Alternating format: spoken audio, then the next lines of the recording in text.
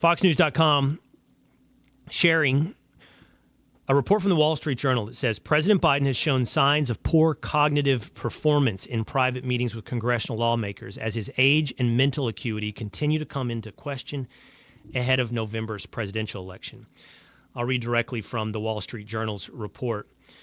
This is what they write as of this morning. Quote, when President Biden met with congressional leaders in the West Wing in January to negotiate a Ukraine funding deal, he spoke so softly at times that some participants struggled to hear him. According to 5 people familiar with the meeting, he read from notes to make obvious points, paused for extended periods, and sometimes closed his eyes for so long that some in the room wondered whether he had tuned out. It's a report that quotes 45 different anonymous Republican and Democratic congressmen on the private meetings they've had with President Biden and the signs of cognitive decline that he has shown. It's something that we all know. It's something that everyone can see. There is a concerted effort to say, don't believe your lying eyes and your lying ears. We had a debate some time ago here on the Will Cain Show with David Pakman, a liberal streamer on YouTube. That's going viral, by the way, over the last 24 hours because he played whack-a-mole with me and creating straw men about Adderall wears off. I didn't say it didn't. Provigil can't help dementia. Whatever whack-a-mole theory you want to run, it doesn't absolve us from what we can see with our eyes and our ears. The President of the United States is in severe cognitive decline. There are quotes in here from people who met with him when he was vice president. They say, he's not the same man. And in a sense, we're all sitting there going, well, yeah, obviously. Because everyone can see it. We can all see it.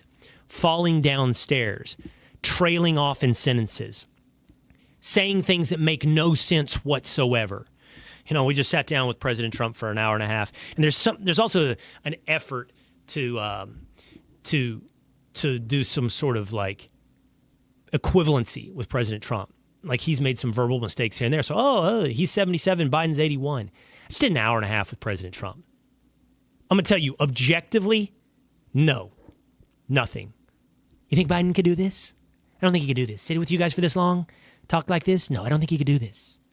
He said that at one point in our interview. And he's exactly right, to be honest. And all of us know it. You can't gaslight us.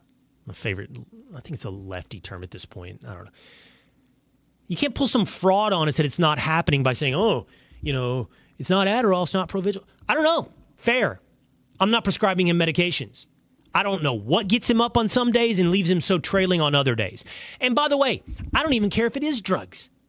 What if he just got 14 hours sleep that night? Is it good for the United States of America that the President of the United States needs to rally for this big moment and he's asleep on the job in order to have enough energy to do a State of the Union? Whatever it is, don't you need somebody with an even level of energy, an even level of cognitive ability to run the United States of America? Seems pretty intuitive and common sense. By the way, in that debate, as we've talked about with Pakman, he said, why didn't it show up in the polls? Well, it does, over and over again, as we've pointed out.